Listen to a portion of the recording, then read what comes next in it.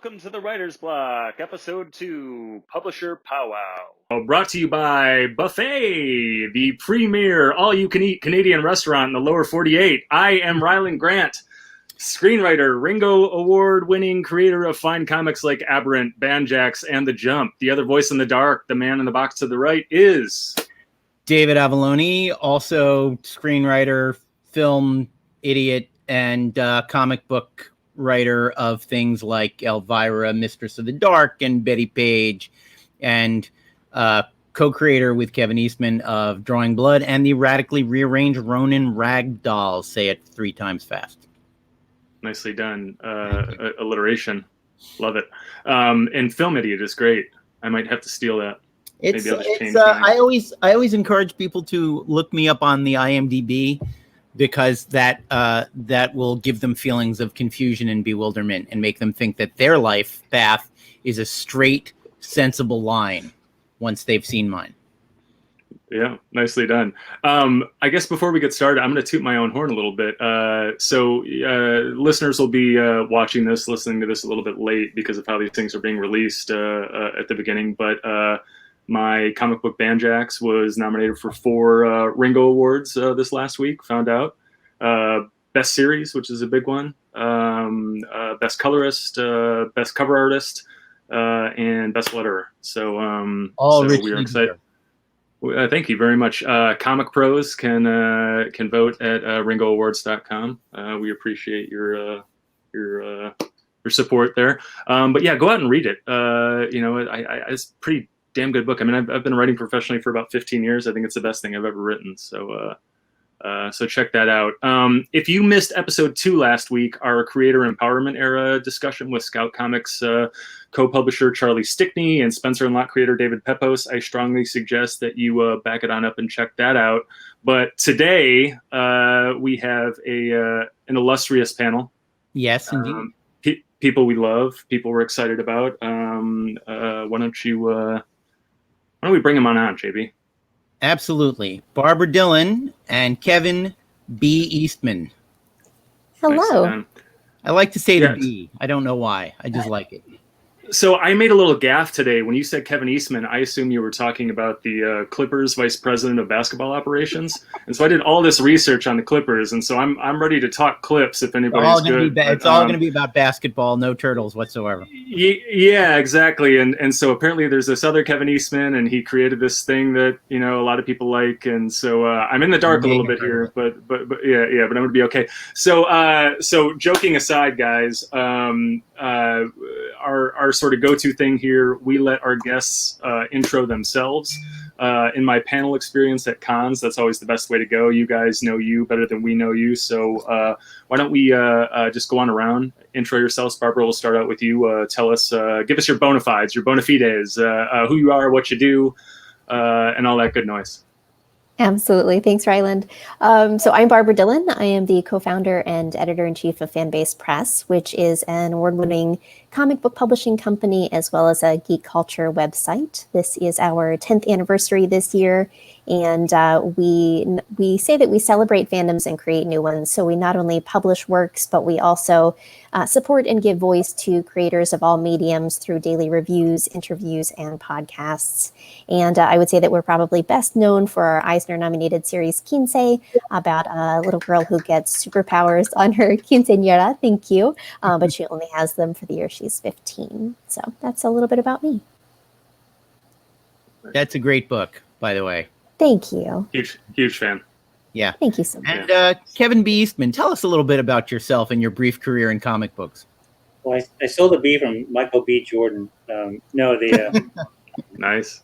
No, I grew up as a child obsessed with comic books, especially Jack Kirby. I still boast about the time I told my parents I want to be like Jack Kirby when I grew up, and they had that mortified look of, we're going to have one of those kids that never moves out of the basement.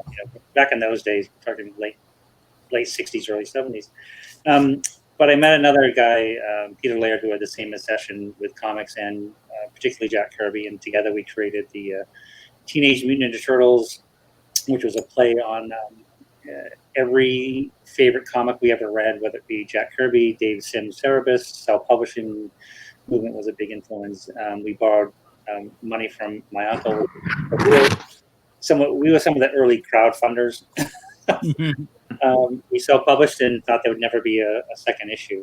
And 36 years later, I've been given the greatest opportunity and career in my life that I still get to draw and create, and mostly draw every day and write. And these days, my favorite project is working with my buddy David Avallone. Project that's very near and dear to us. We co-created a concept called Drawing Blood, which is set in the world of comic books, which is oddly autobiographical, but has a lot of other interesting bits in it. But I love the medium. I love talking about it. I think probably like most of you guys miss dearly and desperately not being out there with the fans this year, but I'm thrilled that everybody's home safe and working hard, and we look forward to seeing you in 2021. and so I'm just going to go ahead and get the nerd out of the way. It just seems like a good, I tried to play it cool and act like I didn't know who Kevin was at the at the opening. But let me tell you a quick story. I'm not going to make this long, and I'm not going to be a total tool about it. But I'm 8 years old. My family is on vacation. I'm from Detroit originally, but we're in Nashville, Tennessee, and we are in a mall. And I turn to my right, and through the window of what I believe was a KB toy store, this guy was staring at me. And I had no idea who he was or why he was or anything like that, but I fell instantly in love. And my parents, they weren't the type to buy me something when I went into a toy store, but I threw a fit in the middle of this mall and refused to leave until I walked out with these two guys. And that began and this is great radio. Half of you are watching this on a video, but half of you are listening to this on iTunes and Spotify. And you can't see that I'm holding up an original Teenage Mutant Ninja Turtles Donatello and Raphael figure. But that began a decades-long love affair with the Turtles. And you were one of the probably 5 people that made me want to make comics. I mean, I found the comics a little bit later because again I was 8 years old when I discovered these. But the really cool thing now, and I will wrap this up, is my 3-year-old daughter has just fallen in love with the Turtles just like I did. Mm-hmm. She is now she is binging the 2014 cartoon series, the CGI one, and so it was probably 3 months ago or so, I got her a bunch of these, and so now she is rolling with these turtles, decades later. So that is that's a pretty powerful generational thing, and that's got to feel pretty amazing. Well, it does, and let me first congratulate you again on the success of your own comic. And funny that just some of the things you said were some of the first things I said to Jack Kirby when I met him, was like, practically weeping. It's like the reason I was drawing comic books was his fault, and Dave Sim, who inspired us to self-publish, which I loved underground comic books as well. But it was but what's been so fascinating and what we do miss out this year, I mentioned conventions and our fans, was meeting people like you that were inspired the way I was inspired many, many years ago to pursue this crazy career that we all share and all have, is creating and drawing and living and thriving and creating in this medium, is the generational thing. Because again, you have to, not to go on and on, but it's like the idea that we never thought the first issue would sell. Suddenly there's this cartoon, and then here I am 6 years later still drawing turtles, and it's the greatest gift ever. But it's your fault, thank you, and it's your daughter's thank you, because it's something you never could have imagined. It's just the greatest blessing, and that's what is so great about us all being here. I think we all share that same obsession with this medium, which makes it even cooler. I have to tell my favorite turtle encounter story. I was at Costco, and I was wearing the hat Kevin is wearing right now. This hat with which has the first turtle sketch on it. And there's that guy at the door of Costco that looks at your receipt. And this guy was a big, tattooed, scary, imposing dude. And I walk up and I hand him my receipt, and this is exactly his line reading. He looks at the receipt, looks at my hat. Turtles? And I said, yeah. And he said, "That's where it's at, man." I don't know where his mind was, but I just thought that was the most beautiful. Like, this big, scary guy was like, "Oh yeah, Turtles. That's the real deal, man." You know, and that was my favorite encounter with a Turtles fan ever. I always say that I feel about the Turtles like, you know, when it's like your stepchildren from your husband's previous marriage. You know, like, I feel I have nothing to do with them. I didn't raise them. They're adults now, but I still feel like the kids are doing well. The kids, Seth Rogen's making a movie with the kids. Isn't that nice? That's just nice. But anyway, let me get into today's topic, if I may. And the reason that I wanted to have two people on board who were publishers. You know, Kevin, you talked about what we're all missing this year. And honestly, that was the inspiration for us doing this podcast. We wanted to do BarCon without the drunks, without the gropey, creepy dudes, without the screaming to be heard over the music. But 2020 has been a stress test across the board for all of us. It revealed so many weak points where, like the man said, things fall apart and the center cannot hold. It's been a roller coaster for everyone, but in our industry, we've seen the conventions canceled, distributors stop distributing, publishers rocked by scandals, old alliances falling apart, projects crashing and burning, and yet we're all still out here doing our damnedest to keep working and keep the comics coming to the readers.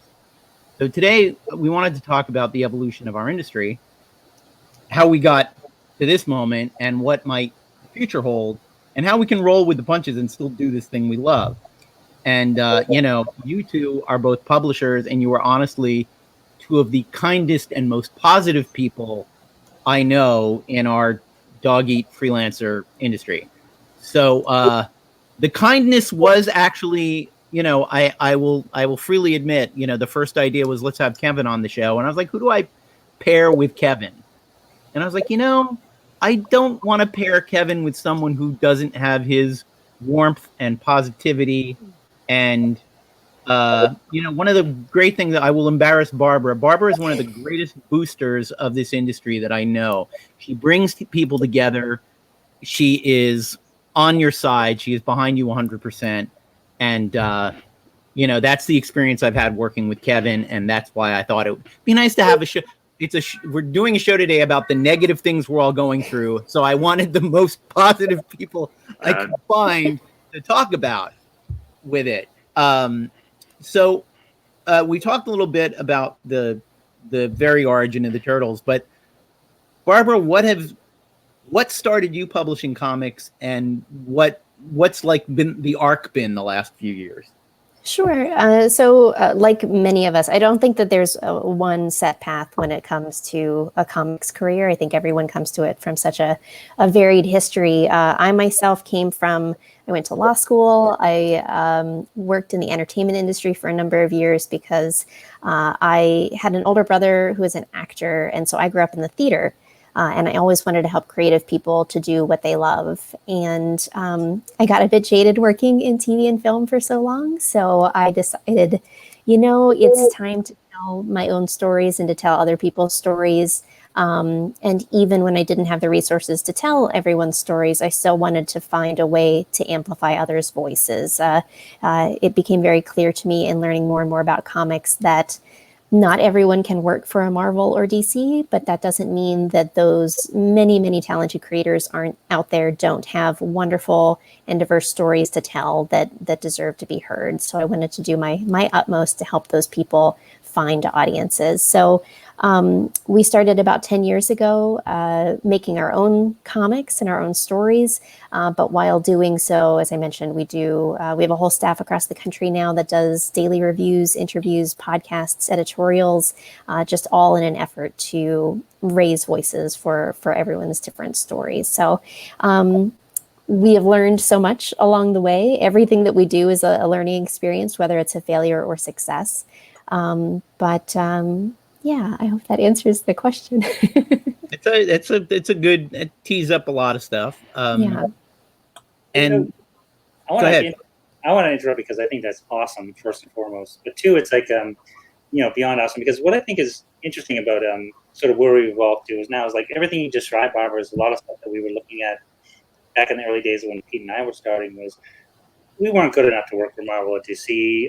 But I loved, I discovered heavy metal and I discovered underground comics, and so you were just looking for your path to get into the business, to explore this creativity, which we all wanted to be part of, and how could we find our part? How could we find our way in? I know it relates to, again, everybody on this panel, but it was, how do we get there from here? And that's one of the most asked questions when I'm at conventions now, because I do meet a lot of artists that are still struggling, they can write better than I can, they can draw better than I can, and they're still struggling to find their path in the industry. Or you've got somebody that comes up and show you a bunch of sketches and say, well, how do I get in from here?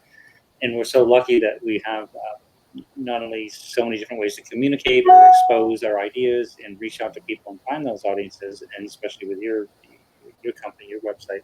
It's an exciting time, still scary, and it's still like, how can I make a living out of this? But it's great and positive. So, awesome. Thank you. Of course. Thank you. And, at the time that you started, Kevin, you mentioned Dave Sim. He was self-publishing Cerberus. I don't know how he was initially financed that. I know you borrowed $3,000 from your uncle Quentin, who was the original crowdsource, a crowd of just one man.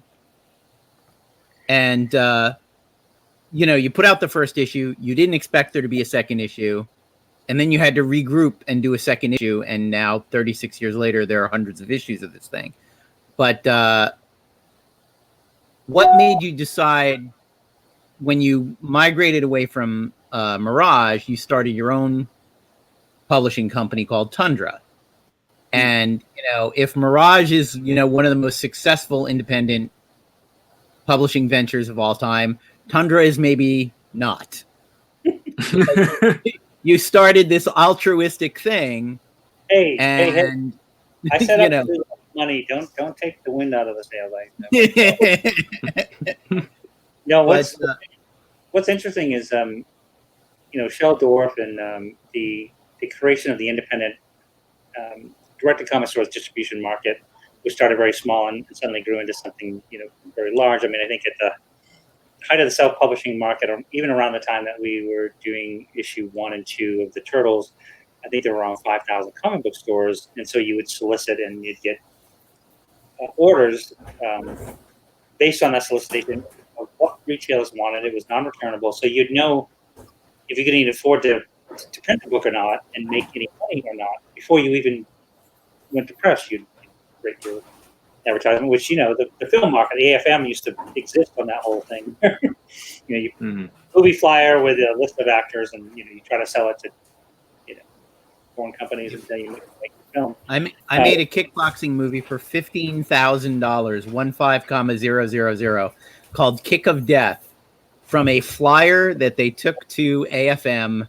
They got 3 territories to pay $5,000 each, and we made this ridiculously low budget movie. And I didn't even cast anyone on the flyer, by the way. Like, the flyer was a lie, but that was the film market in the direct-to-video age of the 90s, and that was very much a Wild West, similar to the 80s in comics.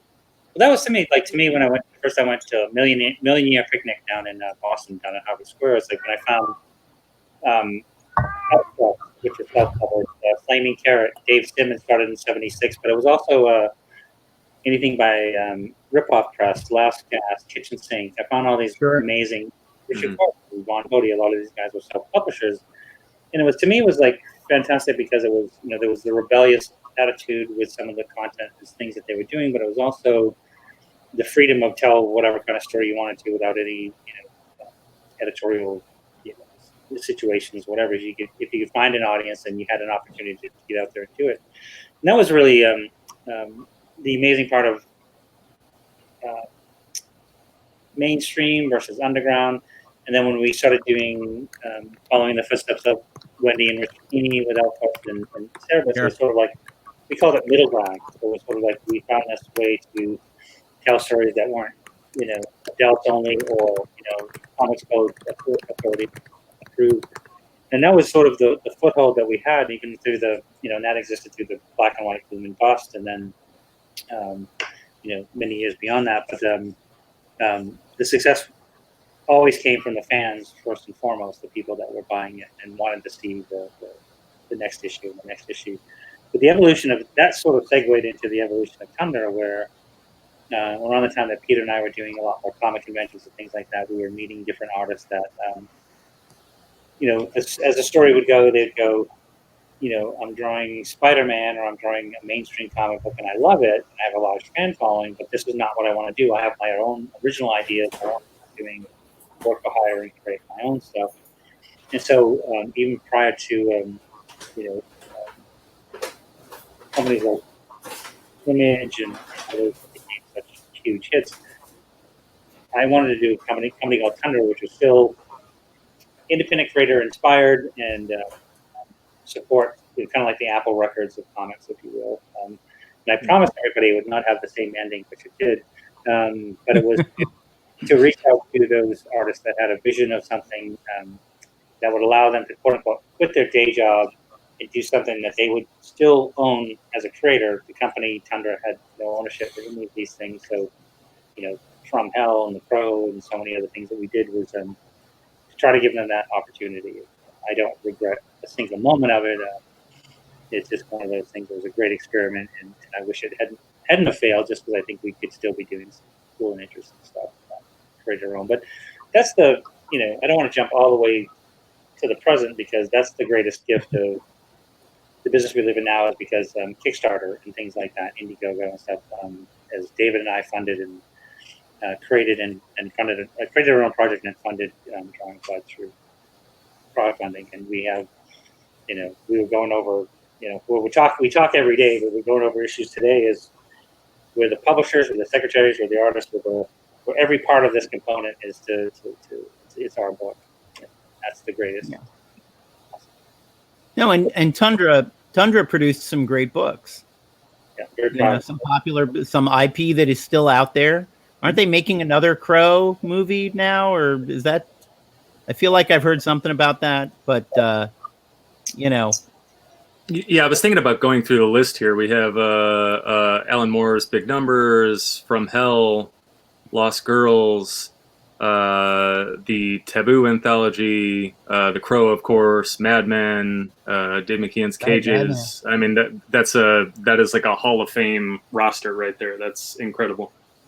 No, it was great. Again, it was a really great experience, and it was tough because I think the comic market at the time, not to go on a tangent, is still, the comic market is always the most interesting thing we have to do with sort of our distribution network into the comic book marketplace with material that is mainly pop culture on the one hand, but you have these opportunities, and now that bookstores support more independent publishing, that kind of stuff, that a lot of stuff that we were publishing were, I remember having a conversation with Dave McKeon on his project called Cages, and his complaint was, I sold a couple 100,000 copies of Arkham Asylum, this painted Arkham Asylum book, and I don't know why my book Cages isn't doing as well as that. And I said, well, Arkham Asylum was, the most popular characters in the entire Batman universe,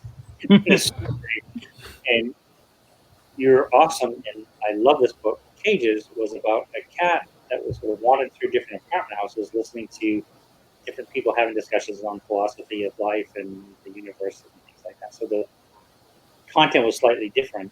I love Cages, but we just couldn't find an audience for so much of the stuff that as much as I had. It's what we've said about Drawing Blood. It's an inside baseball midlife crisis of the artist story, and we're marketing it for people who like funny animals fighting crime. That's a barrier, and there are still people who think that that's all comics is funny animals fighting crime, guys in capes, and treating it as a genre. I mean, you still get in the 21st century people writing that same news article from the 80s that's Biff, pow, comics aren't for kids anymore. And it's like, comics haven't been for kids for a good half century now. You guys all remember the when Rolling Stone did that. Rolling Stone did that amazing thing on The Dark Knight Returns. I think Harlan Ellison wrote that. Did he really? Because Yeah, it started. I think that was an article by Harlan Ellison where he talked about how Dark Knight Returns was going to change comic books forever. He might have also been talking about Watchmen, but I mostly remember him talking about Dark Knight Returns. And it was a huge article, and it literally had the title "Biff Pow, Comics Aren't for Kids Anymore." And you're like, oh wow, oh Harlan, you're a science fiction don't do that. Yeah, and again, as a science fiction writer, he should know better than to present a genre as intrinsically silly. Like, don't you realize your genre was treated that way for like literally 100 years, and people didn't take you seriously because people wrote articles like this? Yeah. But it's I'm curious, Barbara, how did you start? How did you capitalize, for want of a less boring word? How did you dive in? Well, yeah, and let me just frame this a little bit, Barbara. Sorry to interrupt, but what I think was interesting about what Kevin said was that he had this grand idea with Tundra, and to a certain degree, it was like decades ahead of its time. Totally. I mean, the conversation. I mean, we'll talk about where we're headed in a little bit, but I think we've kind of arrived at where we're at now. Kevin's vision is now to a certain degree a reality, and maybe for the first time a distinct possibility, right?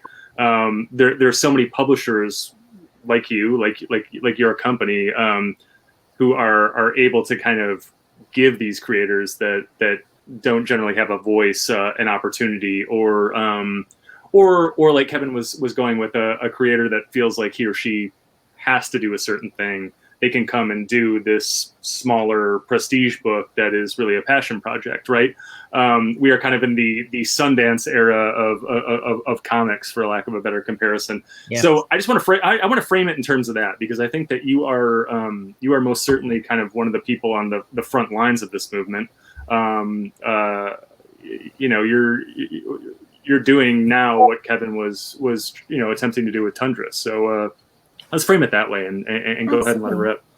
Yeah, that's a good point, Rylend. I agree, and I'd love to first speak to how we got started, and then really to just echo what Kevin was talking about and discuss kind of in looking at where we are now in terms of the comics industry and seeing that as a microcosm of not only American society, but just capitalism as a whole. I find fascinating and have discussed with other creators. So, but I guess first, just to start with how we got started, working in TV and film for so long, I saw the underbelly of how much it was, and from someone who was like, bright lights, big city. I'm from Pittsburgh, Pennsylvania originally. So I was so excited to be in LA and to meet all of these wonderful actors and directors and producers and whatnot.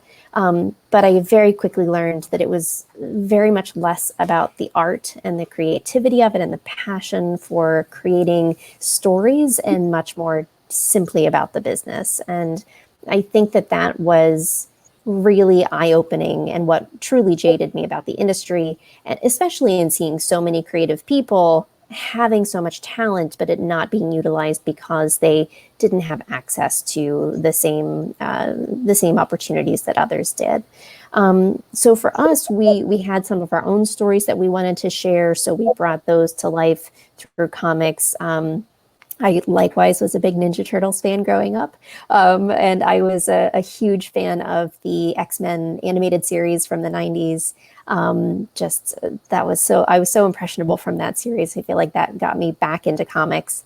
But I think that we saw sequential art as such a wonderful medium, in that the sky was the limit in terms of the storytelling that you could utilize, and also the collaborative aspects of it, in that it wasn't just a writer, it was a visual art that you could bring to life with multiple individuals telling that story both literarily and visually. So it was such an exciting thing to be able to bring those stories to life. And then as we started with our first 2 books that were kind of in-house created, and then having folks bring stories to us was such a gift in being able to provide that exciting opportunity that I think everyone here has experienced of, I finally get to see in print and hold in my hand what has been in my mind for so long. And it's such an exciting thing to be able to bring that to other readers and bring that to other people. So that's really how we got started. We actually haven't done an in-house book since it's all been submissions to this point, which we are extraordinarily grateful for.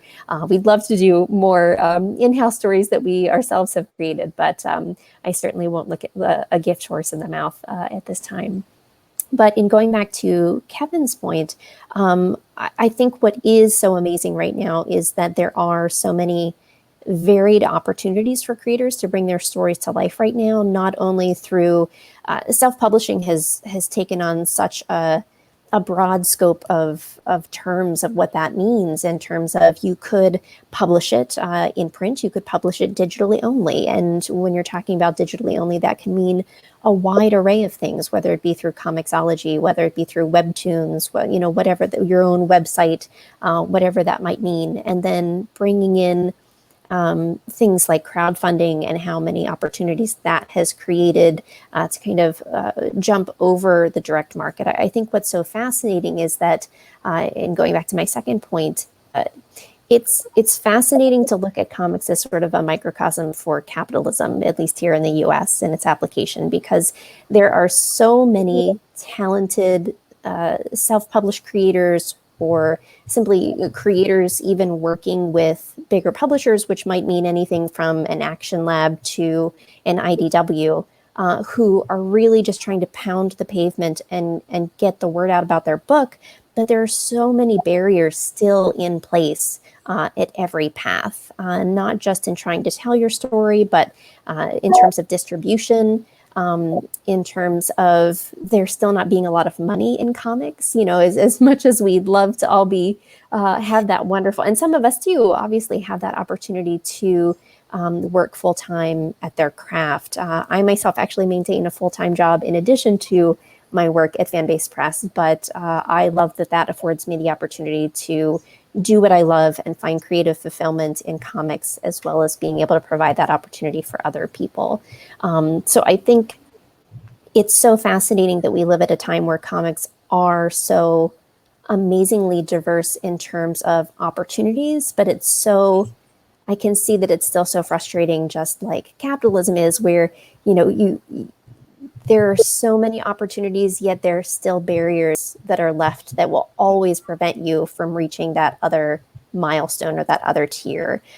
Even when we add book distribution to it, even when we add libraries and schools as new audiences and opportunities for sales, it's always going to be those bigger folks at the top who have the opportunities, who kind of maintain how things work, that will prevent other people and prevent self-published creators from being able to rise up to the top. So hopefully that makes sense and that I'm not rambling entirely. That totally makes sense. I would say that, for all of the difficulties we're going through with right now, it's hard for me to look at the world of comics that are currently being published, what's coming out of it. They're painful as it may be. I don't know that there's been a better time. I would posit that. Yeah, I would posit that old that old model is really breaking down. I mean, we've seen it happen in television, right? There are so many options now with streaming services and Quibi and internet stuff, and it used to be that a late night show would get 30 million viewers, right? An absurd number, like Super Bowl numbers. And if you didn't do that, then, you were canceled, right? You were replaced. Now they get, I don't know, like the best ones get a third as many, a fifth as many, something like that. The idea of a hit is just changing. I think that the same thing is happening in the comics community, right? In the publishing world, is things are fracturing. There are so many ways to get your books and to get your books into hands and stuff like that. It's like the DCs, the Marvels, their real estate is shrinking, right? Yeah, and will continue to shrink. But it's sort of the thing I was addressing at the beginning, that television, movies, and comics are all going through a similar. The digital adjustment hasn't fully been made yet. The adjustment to the new online world is still, I think about the fact that I guarantee you a commercial that you buy in prime time on ABC costs millions of dollars more, hundreds of thousands of dollars more than a commercial on Hulu. But the thing is, I can skip through a commercial on ABC. On Hulu, I actually watch a damn thing because I can't skip through it. And the revaluing hasn't happened yet. People haven't realized that the digital world is actually more valuable than the, I always love to refer to incredibly expensive Netflix, Hulu, Amazon shows as web series, because they're web series. House of Cards is a web series. It only plays on the internet. It's not a TV show. CBS launched its new its online thing with Star Trek Discovery. Star Trek Discovery is now going to be on CBS in the fall, probably because there have been 6 months of people not making TV shows, and they're now desperate for TV shows, so they're rating their own. But it is absolutely a Wild West moment. And I think one of the things that, when I first moved to LA, wanting to be a filmmaker, I probably should have thought about this before I got out here. But I remember one of the first weekends I was in LA, I opened the paper to look for a movie to go see. And there was nothing I wanted to go see. And thinking about the films I wanted to make, I went, that means no one's going to want to make the movies you want to make. If this is what studios are releasing, this is what studios are making. You don't want to write these movies. You don't want to direct these movies. Ergo, no one is going to be that excited to make the movies you want to make. And that's one of the things that pushed me into independent film. And like people working for the big, even that became a little too much of a grind for me at a certain point. But in comics, the ability, it's never been easier to do your own thing, to get it in front of people, and there is, to a small degree, that little glimmer of what we all want out of the world, which is an actual meritocracy. That an artist I found an artist recently who's working on a project for me and Kevin, actually, a spin-off from Drawing Blood. I found her because of Twitter and the Visible Woman hashtag. It's a project with a female superhero, for want of a better, quick and easy description. I was like, I'm gonna find a woman to draw this for us, and I saw the hashtag of Visible Woman, and I clicked on it, and I scrolled through. By sheer coincidence, the artist that I liked turns out to know Ben Bishop, who we also worked with. So I was able to get a personal recommendation as well. But I found her on Twitter, and I chose her because her art was the best. That was it. I saw a couple of things on a social media platform and went, that is fantastic art. We are going to hire this person and give them money, and they are going to draw a comic book for us. And there's no 1970s version of that, or 1980s version of that, or even 1990s version of that. One thing I'd like to bring up is you bring up an interesting point, and it actually relates directly to comics as a business. It's like, and I feel like, we love Hollywood and all that Hollywood's done for all the right reasons and so many of the wrong reasons. But I feel like the thing that, like, every Hollywood blockbuster that we sat through and hated more than life itself, which perpetuates the market and the profitability of the market and these tentpole features, it creates an environment that we can then, that independent films can survive, that you can have, whether it be the AFM or Sundance Film Festival, or film festivals in general, or people are willing to finance out of their own pocket. And how many hits can we all name collectively that have been funded? Filmmakers funding it with their own credit cards or doing their own things, and that perpetuates the quality of films as they go on to do other, as these artists go on to do other films, acting and directing and otherwise. And the thing that I worry about the most right now about comics is just, not only just the pandemic or so many issues with the comics shops themselves, but it's the direct distribution market. Is so many of these shops depend on big corporate properties and concepts that work to help support a system that then we can get independent comic books into those systems. Like, David and I were friends of many comic store owners, in particular Ryan Leibowitz from the Golden Apple in LA. And, Ryan does such a fantastic job of having, everything that he needs to do to service that monthly comic fan base that supports the big corporate projects. But he has huge independent comic printers and publishers, and he can order a few of those because it's still a non-returnable market. So the chance that he's taking on buying 3 copies of anything is a chance that he might get stuck with 3 copies of anything, in hopes that somebody will come in and discover it and it would perpetuate the success of that property. So I feel like one of the things I worry about the most is, again, if we're talking about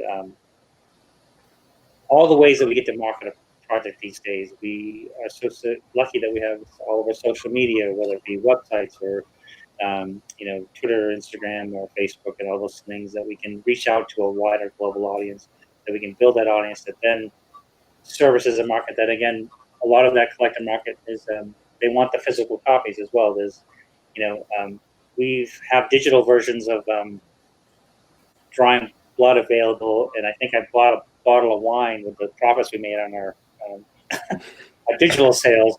But the book sales themselves, the audience we've reached, have been able to perpetuate to support the next issues. And so I feel like David would do the same thing I would do, and we'd all do that, I think, when we go to comic convention, is to walk around those far areas of the convention, those tables set up over by the restrooms, or the people stuck in this far corner in there, and you find these incredibly talented people using all of those mediums in hopes that they can get a distribution deal, maybe into mainstream, but they're using all the social, everything they have, borrowing money from friends and family and setting up a booth to make their comic books known and work and find an audience. And so it's a challenge, and it's a real tough time. And I think it's part of your evolution, I think, as a comic book fan and as a con goer. I mean, I remember going to cons. I've been going to cons since I was probably 12 years old. And I never spent any time in Artist Alley when I was a teenager.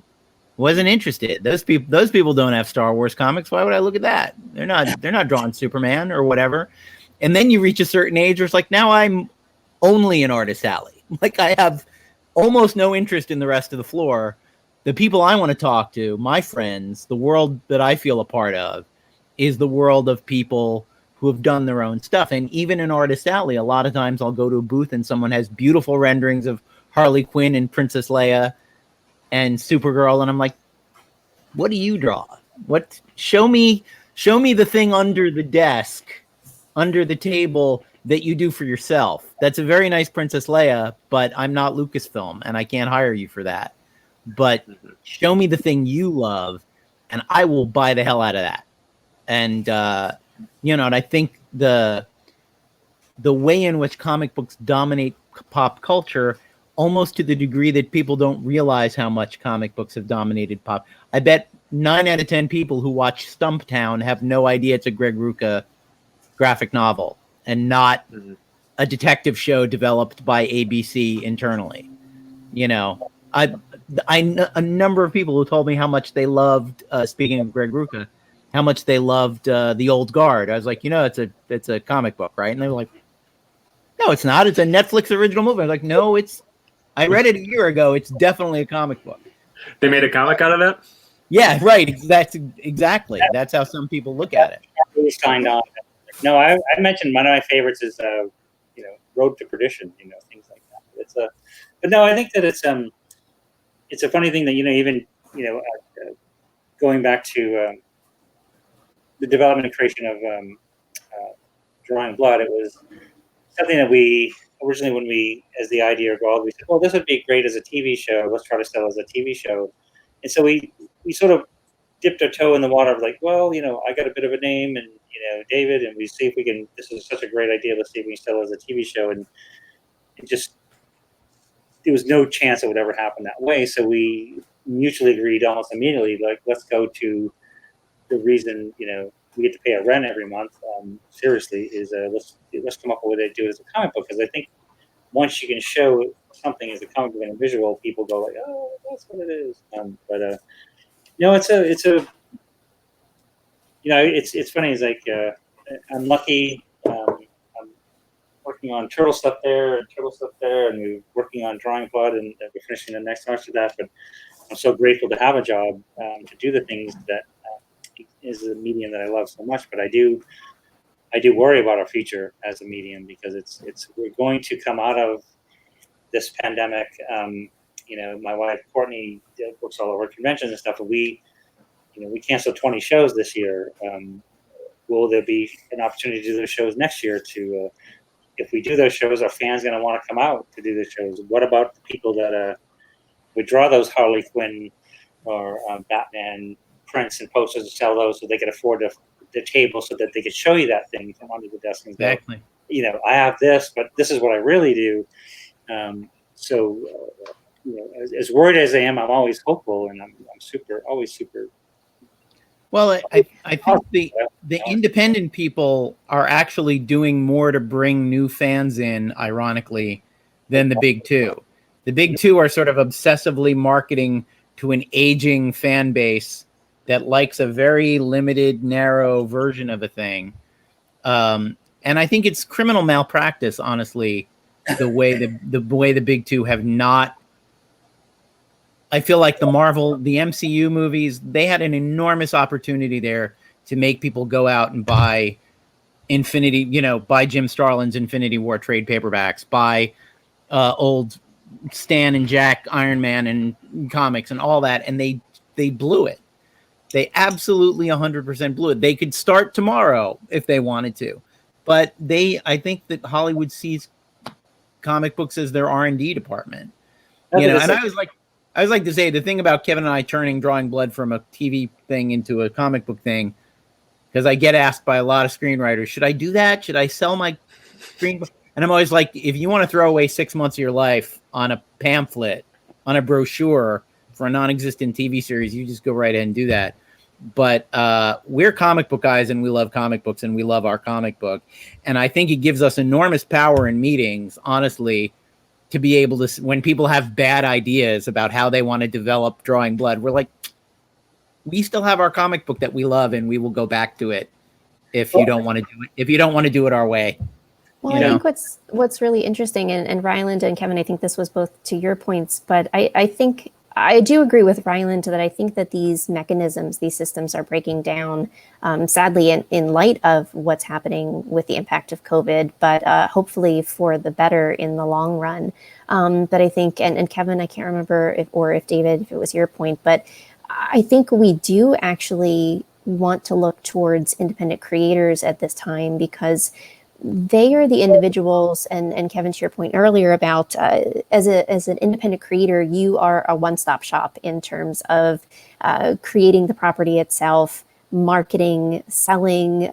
You are absolutely every aspect of this property, which a lot of folks don't see, and even creators may not know about when they're getting started, about how much is involved nowadays, that you have to be a brander, you have to be a social media guru, you have to be a business and sales expert, you have to be everything while just creating the project itself.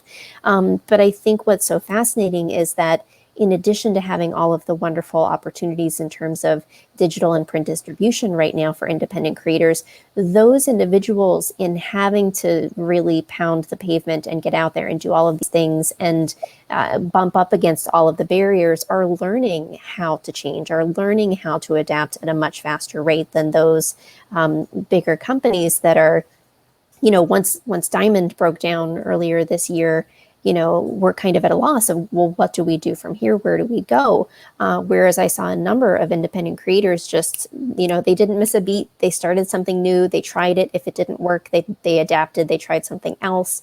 And I still see that happening. So I really do think that the power of this industry and where it's going to go, and it may take some time, of course, but I think that those barriers will start coming down, but it's really independent creators that are going to do the heavy lifting, or at least guide us towards the path forward. Absolutely. I couldn't agree more. I think that's 100% spot on. And even, it's funny, it was like what David mentioned, and we have a 14-year-old son, and he's watched every single Marvel Universe movie. He knows every bit and pieces. And even we were at one of his soccer games a couple of years ago, and he pointed out that one of the soccer coaches looked like Stan Lee. He goes, "Oh, Stan Lee's coaching our soccer game." But he mentioned Thanos, and he mentioned this and this, and that. Even Black Panther. I've got the first appearance of Black Panther. All that we talk about these different things, and I go, "Well, I've got the comic of it, and I've got the comic of it, and I've got the comic of it," and he'd be like, "Well, I like the movies just fine. I don't want to go there." They made a comic out of that? Yeah, exactly. It's tricky. But I will say though, I think, and I've had this experience personally. I know some people have had this experience. When I was trying to get independent films made and trying to break into the big leagues, I couldn't get arrested.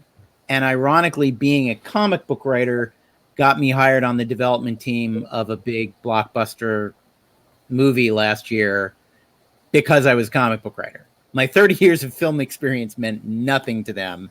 But they're like, "Oh, you write comic books? That's you must have your finger on the pulse of this kind of thing. We need you in the room." And there's an irony to that, but there's also something I think I heard Howard Chaykin say once, that a producer hired him out of comic books to be a TV writer, and he said, "Why me?" And the producer said something like, "Because you guys got to come up with a new story every week and a half. Like the average TV writer writes one script a season and then sits in the writer's room the rest of the time pitching ideas. It's like, you're writing a TV script every week and a half, 2 weeks. You guys have to pound that stuff out and become story machines." And I have to say, I feel like having a monthly comic the last couple of years made me a much better, faster writer than I had been previously. Yeah, I guess the thing that we haven't talked about in terms of this stuff is like the prejudice, the acidity goes both ways, right? Oh yeah. Because there is my day job is I write movies and TV shows. Mostly big action movies.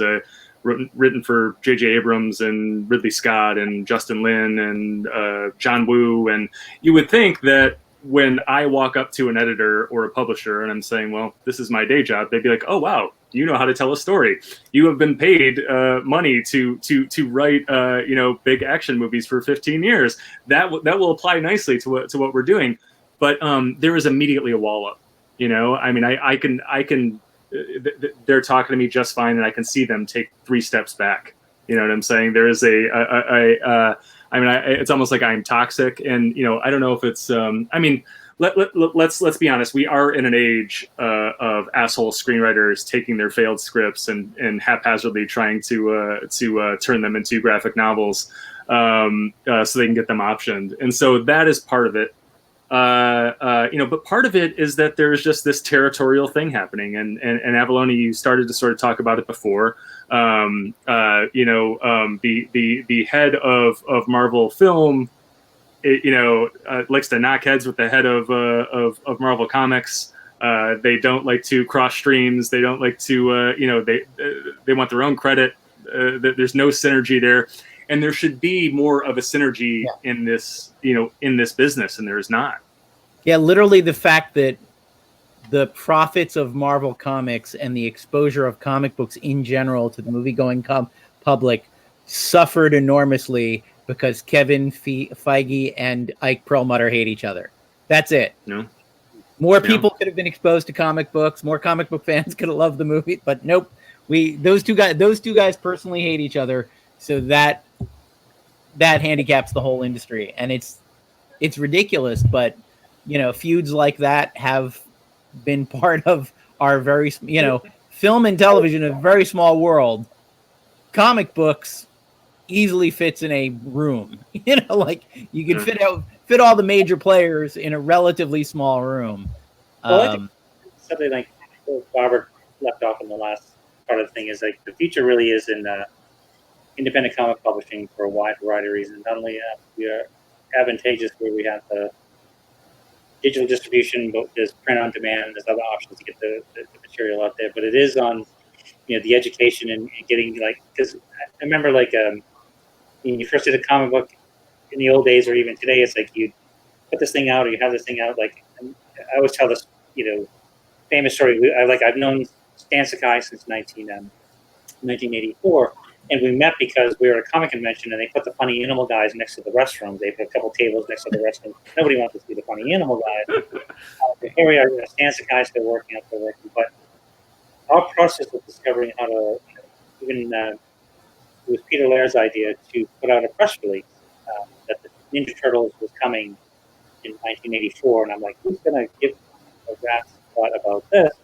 And we ended up getting picked up by the AP service, and we had these little articles on the local newspaper reporter did on the arrival of the Teenage Mutant Ninja Turtles, and it went, and we're talking 100 years ago, obviously, but it went all over the country.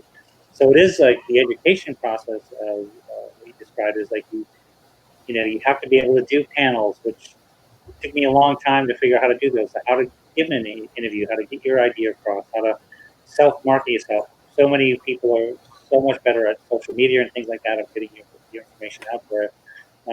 It is an education and an arrival to pursue it that I think only independent creators can do, and hopefully that I really do think that's going to be the future, the growth of the business. As long as we can hold on to the mainstream business, like I said earlier, we can keep the comic book stores in business to help support the independent market as one aspect of all the things we need to do to market a single line.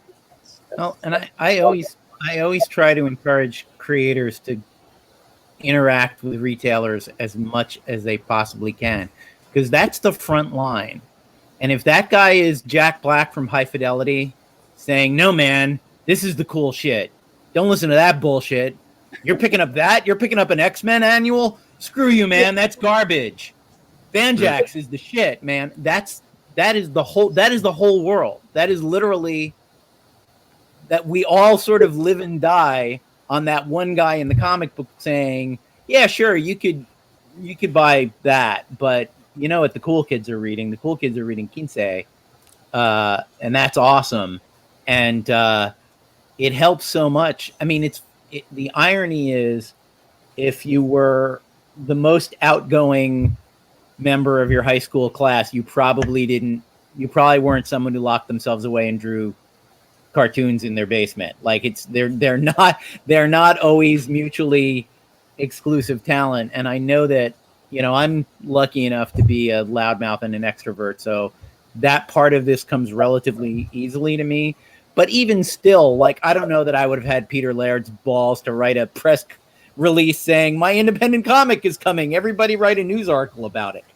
But it's that kind of thing that makes, that kind of high wire act makes all the difference in the world, and the ability to, I always tell people, it's like, even if you're an introvert, like everyone else in Artist Alley is also an introvert, and they'll be very nice to you if you talk to them.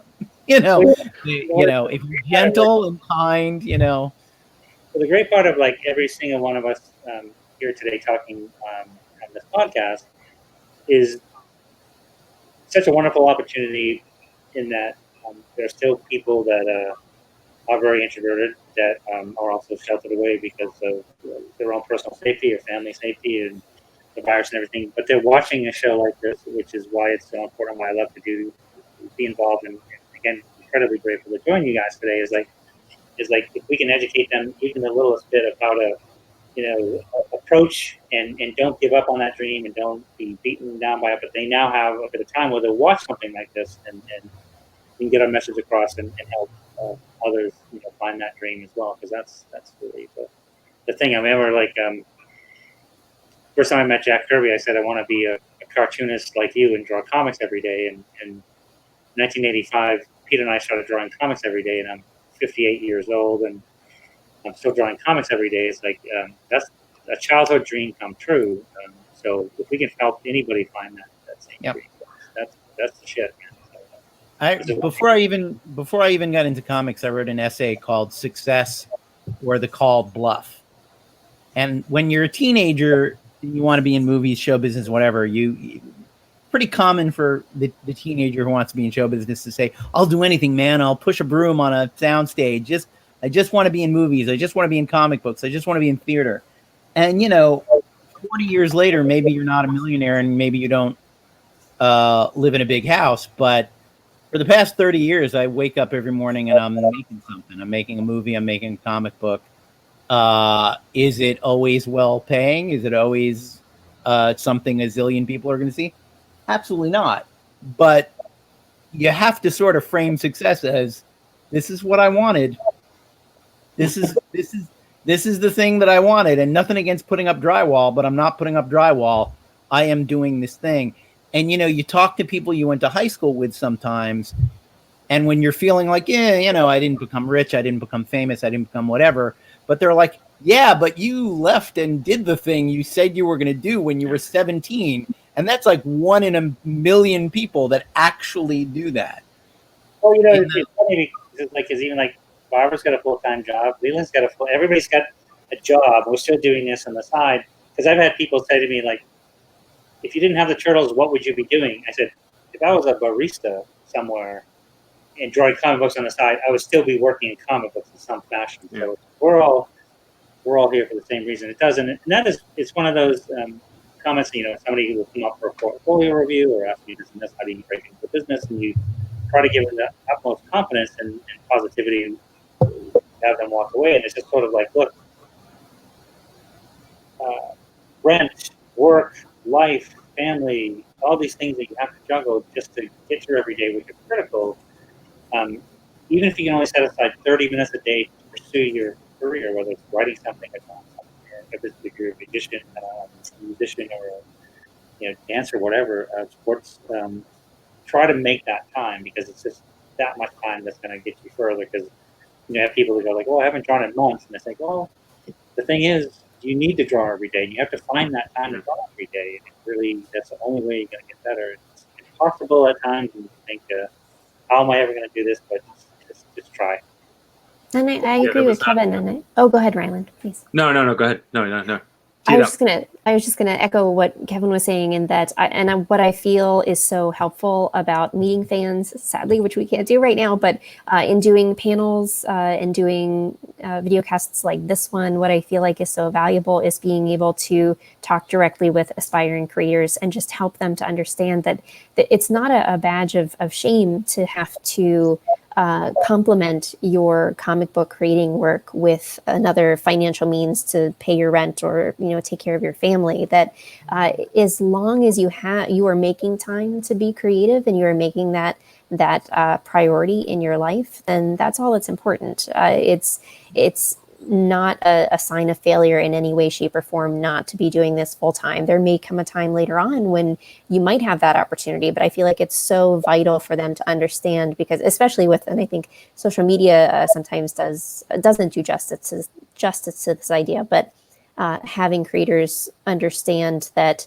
there is so much that everyone has gone through to get where they are today, and that it doesn't just come to the idea that one day I signed up and I was a comic book creator making millions of dollars every day, and this is how I make my salary and everything's great. There's a long, varied past for absolutely everyone getting to that point. And whatever your journey is, it's really very much about, are you being creatively fulfilled? Are you having the opportunity to tell the stories that you want to tell? I always say that living any kind of extraordinary life is a risk. And if you read the autobiography of anyone who's ever lived any kind of extraordinary life, you're going to find the chapter where they're hiding from the landlord.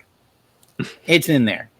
It's the chapter where they're ducking the landlord, the chapter where the car doesn't work and you have to hitchhike to a thing, the chapter where the first screenwriting job I ever got, and this was with my mutual old friend with Kevin, Andy Sidaris, I didn't actually own a car. And the meeting was at the top of one of the Hollywood Hills in Bel Air, a mile vertical, 90-degree angle up in the hills. And I for some reason, no one could give me a ride that day. And I took a bus to the base of this hill in Bel Air, took off my shirt and jacket and tie, stuffed them in my briefcase, walked up the hill with every gardener laughing at me, and got to the house, toweled myself off, put on a shirt and tie, sat down and got a screenwriting job. And an hour later, the producer had lent me a car, written me a check to cover my expenses. How much was the check? It was only $200. Exactly. You know, this was Andy Sidaris, and he was the director, and his wife was the producing partner. And when he said, "Oh, so come back Monday," he was from Louisiana. He's like, "Come back Monday morning, we'll get started." And I was like, "Can we meet in your office on Sunset Boulevard? Because I can't do this every day." And he was like, "Well, my daughter's not driving the Mazda. I'll just give you the Mazda, and let me write you a check for $200. Don't tell Arlene I give you any money, Jesus." And I was driving down Sunset Boulevard an hour later, going, "What the hell just happened to me?" Like, now I have a car and a job, and an hour ago I was walking up a hill shirtless in 95-degree weather without a job, and there's no accounting for that. No, I'd love to hear, but I would guess that Leland's probably got 200 or 300 hours worth of stories and experiences he's had in the Hollywood community. Well, yeah. I mean, I'm sitting here listening to this, and I'm thinking about how it's changed, because here's the thing: is I moved out to LA to be a filmmaker, to be a screenwriter, and I was going to the American Film Institute Conservatory during the day, and I was subtitling at night to pay the bills. I was doing I've done that English subtitles for DVD releases. So to this day, if you pull out a MacGyver DVD or a Fresh Prince of Bel-Air DVD or a Benson DVD, what else did I do? Golden Girls. You can see the English subtitles that I created. And so there was that dynamic. But then about halfway through AFI, Luc Besson, threw a bunch of money at me to write a big action movie, and I have been a working screenwriter ever since. But here's the thing: is my dream came true, right? I was I haven't had to do anything but write since then, and that was 15 plus years ago now. But for most of those 15 years, I was completely miserable, so it's almost the worst thing that can happen to you is like your dream comes true, but what's next? And then you realize it's like, it's not so dreamy. Right. Right. And it doesn't answer all the questions. Yeah. And then back to Barbara's point. So, I mean, really what we're talking about here is kind of soul food. Right. And so it was like when I was subtitling and going to school, I had to write movies like at 2 a.m. or during that hour between school and work in order to stay sane. You know what I'm saying? Kevin, you made this point where it's like, it's got to be something that, you just got to do it, whether it's an hour here or a half hour there or whatever. It's like, I remember meeting Lawrence Kasdan when I was at the University of Michigan. He was one of our big alums. And I walked up to him and I'm like, hey, what's the one piece of advice you have for an aspiring writer? He said one word to me: write. That was it. And he walked away, and I got it. You just got to write. You're never going to become a writer if you don't write. You're never going to become an artist if you don't draw every day. And so, we're talking about soul food. And so here I am, and I have for 12 years because, it was something like, I don't know, at that point, 11 years, 10 years, been a working screenwriter, but I was miserable and I needed soul food. I needed another way to express myself. The problem with the film business was at that point, and it's still kind of like this, where, Hollywood makes kind of like 5 different kinds of movies, and that's it. What Hollywood does, you can fit on a postage stamp these days, right? And they want one of those 5 movies. They want it executed the same way every time. And I got really good at executing those movies. I can do it in my sleep. I mean, they bought my house, right? But I was fucking miserable. I was just, I came up during the Sundance movement. Pulp Fiction made me want to make movies, and I moved out here to go to the snooty American Film Institute Conservatory, and I was going to make Pulp Fiction. The problem is that by the time I got out here, the entire independent film business had evaporated. It kind of moved down to television and mutated and did some weird things, but nobody was making those movies anymore. And so here I am, and I got a song in my heart, and people are telling me I have to do this, and so I get paid to write big action movies, and I don't want to be snooty. I mean, I love big action movies. Don't get me wrong. But a lot of the work I've been paid for has been rewrite work. Your name doesn't end up on it. And my rule is if my name's not on it, I don't talk about it. But the truth be told is I've polished a lot of turds in my day. I've made a lot of shitty movies, slightly less shitty. I've made some good movies, like a little bit better. But that was not the dream. The dream was come out, get your dream project made. What was my Pulp Fiction? Let me get it made. Let me win awards at Sundance. Let me do this. Let me do that. And I think that's a big thing, is kind of keeping that in perspective. And a dream is good, but it's not always going to match the reality. And so, long-winded way of saying that I moved into comics partially because comics were my first love. I always wanted to do comics, but it was like there were stories that I wanted to tell that I could not tell in Hollywood. I only get paid to write big movies, and Hollywood makes about 5 of those big movies every year. And so a lot of the shit I write doesn't end up getting made. And so I had all these ideas that I knew that a reader would like, a viewer would like, whatever, and they were never going to see the light of day. And I knew that if I died and I had all these stories still in me, that was going to be a problem. Right. And so I had to find a new way. And so I started publishing fiction and eventually into comics. And those stories, are coming out of me, and readers are liking them, and they're getting published. And the irony of it all is I published my first comic book, Aberrant. And then 2 weeks before the second issue hits newsstands, it's optioned for television by Tony Krantz, who did 24. And it's now being turned into a TV series. That's the weird irony in it. Something that I could never sell as a movie or TV show before, but it gets turned into a comic, and then it moves. And so, and that was the thing, is when I got into comics, I mean, I made a promise to myself that I was never going to tell a straightforward Hollywood story, that I was just going to have fun, and that was what I did. And if you read the first 10 issues of Aberrant, there are ups and downs and stuff like that. But man, I mean, I just went for broke. I swung for the fences, and sometimes I cleared the fence, sometimes I didn't. But I mean, it was, I'm telling the story out of order, playing with time, playing with structure, unreliable narrators, experimental elements all around. I mean, there's an entire issue that's just seen through the eyes of somebody having a drug trip. The second issue of Banjax is through the point of view of somebody who hasn't slept in like 4 days and is starting to go mad. There's an episode of Aberrant where a character is dying on an operating table. He's a big fan of the game show Jeopardy. And so while he's dying, he imagines himself in an episode of Jeopardy, and all of the categories pertain to like big milestones in his life. And it turns into kind of a This Is Your Life episode, like framed through Jeopardy. And so it's batshit crazy, right? But a lot of the times it works, and I would never in a million years be able to do this in film, but I'm doing it now in comics, and I am happier than I've ever been. I don't think I could have done 12 more years in movies kind of with handcuffs on. And so, yeah. Oh, yeah. Like, what's fantastic is,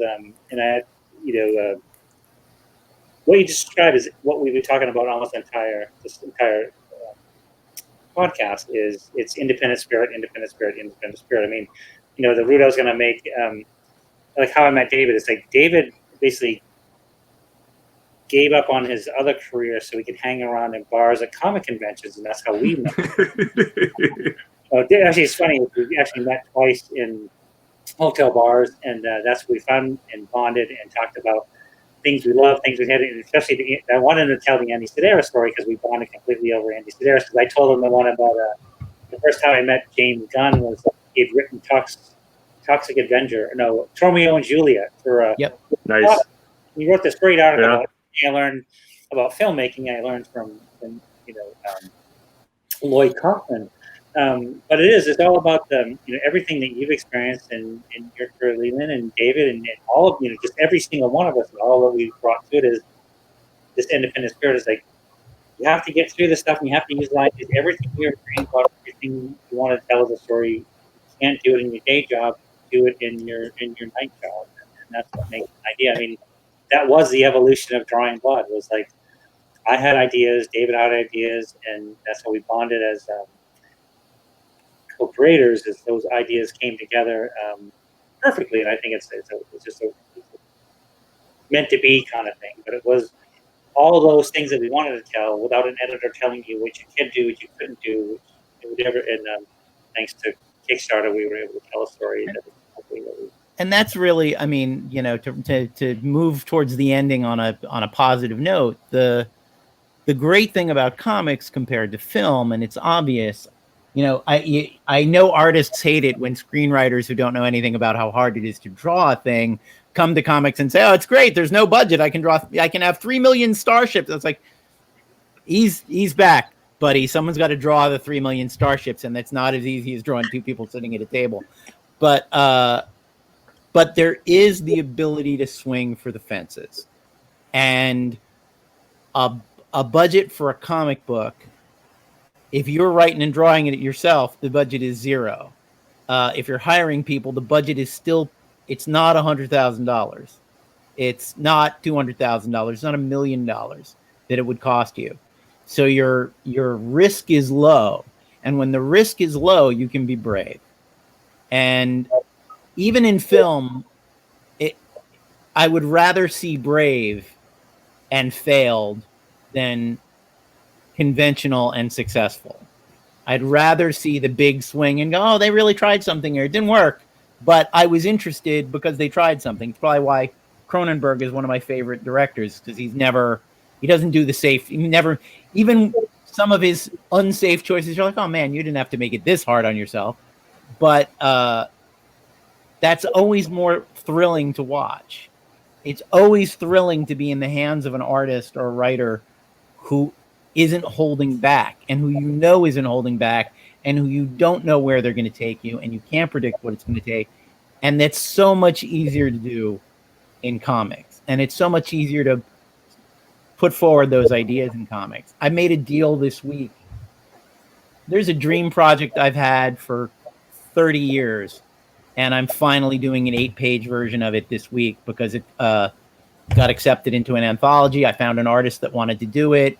I made a deal with her for how we're going to split the profits of it and all that kind of thing. And it's literally something I've wanted to do forever. And I had thought of it as a movie in the past. It's perfect as a comic book. It's going to make an amazing comic book. But it's absolutely one of my lifelong dream projects. And I can do it in comics with shockingly little effort compared to convincing a movie studio to spend $200 million on a movie about fairy tales set during World War II. Mm-hmm. Like, that's a crazy expensive high concept, but me and the artist worked out a deal. It's going to be just fine. And that's and the one thing I want to tag on, Rylend and I often are evangelists for Kickstarter and crowdfunding and all that. But I'll say one thing about it that I think is underappreciated, and I think Barbara and Kevin will both appreciate this too, that if you're just a writer, just an artist, just a cartoonist, any of those things, it really is great to know what printing costs. It's really great to know what it costs to hire a letterer. It's great to know what mailing shit costs. What does it cost to mail a floppy? Holy shit, $5? That's insane. But once you know that, you have an it's partially why I have that chaotic IMDb page. To me, the more you understand the thing, the more you can be good at it, the more you can bring to it. If you know, well, okay, that much money is this many units and this many floppies, and it translates into this many pages of a graphic novel and all that kind of thing. It's invaluable to know that stuff. And I'm not saying you can't be a comic book creator without knowing what it costs to print a 64-page graphic novel. But man, it doesn't hurt. And to know that it's got to be 64 pages, it can't be 65, it can't be 66. It's actually got to be divided by 8 for all sorts of reasons. Like, or you can throw a bunch of back matter in, whatever. But like, it's really good to know those things. And I am always on the side of knowing things. Knowing is half the battle. Yep. All right. So on that note, why don't we go ahead and start to wrap it up here? We'll go, around and, remind us who you are and let us know where we can find you and where we can find your business, your wares, all that noise. Barbara, why don't you go ahead and kick it off? Sure thing. So you can find all of Fanbase Press's work at fanbasepress.com. We're on all of the social medias, Facebook, Twitter, Instagram, YouTube, Apple Podcasts, everything except MySpace. It's a hole in your game. Yeah. You got to get that Friendster page up. I miss Tom so much. Yeah, and I just want to go... Not as much as he misses you. I want to go back to one thing. Avallone, I think a hole in your game is I think you need to upgrade your Hulu and get rid of those commercials, man. Yeah. I'm just saying. Yeah. Could be All true. right. Could be true. Kevin, where can we find you? Classmates.com, MySpace. LinkedIn. Don't forget your LinkedIn page, Kevin. Yes. Got to update your resume on LinkedIn, man. That's some of the jokes my wife hates the most, because I tell people I met her on farmersonly.com and stuff like that. Nice. No, but KevinEastmanStudios.com is the main fan page that I use for just anything we're doing, and we try to put as much fun, and most of the content's free anyway, just what we're doing, and anytime we can do something free or something weird or doing something, you can find us there. But otherwise, a little bit of IDW website, but yeah, everything. Go to KevinEastmanStudios.com and you can find out about anything I'm doing. Avallone, where can we find you? And by the way, at KevinEastmanStudios.com, if you click that Drawing Blood link, there's all sorts of Drawing Blood merch and the comics Kevin and I co-created. There are T-shirts, even. It's crazy. And most of my stuff is on, all of my stuff is on DavidAvallonefreelance.com. And I do this here podcast with Rylend. And I am Rylend Grant. I am at Rylend Grant, RYLENDGRANT on all social media. I spell it because it's not a real name. My parents just kind of made it up, and it's weird, and so nobody knows how to spell it. My the Freshly Ringo Award nominated Banjax and the Ringo Award winning as of last year Aberrant are available at fine comic shops everywhere and on Comixology and Amazon and everywhere you get your comic books. And my latest book, The Jump, I just kickstarted it. You can find that at The Jump, all one word, .backerkit.com. Plenty of copies left, and a lot of really rare kind of Banjax and Aberrant variants, con variants that you wouldn't be able to get anywhere else. If you are watching us on one of the 3 YouTube channels we're on, smash that like button, hit subscribe all the way around. If you're listening to us on iTunes or Spotify or another kind of dealer of ear crack, subscribe, give us a 5-star rating, tell your friends, grab your friend's phone, subscribe them to us, all that good noise. We will be back next week with another fine and enlightening episode. Kevin and Barbara, thank you so much for joining us. Really great, guys. Thank you so Thanks a much. lot. We appreciate it. Take it easy, guys. See you next week. Ciao.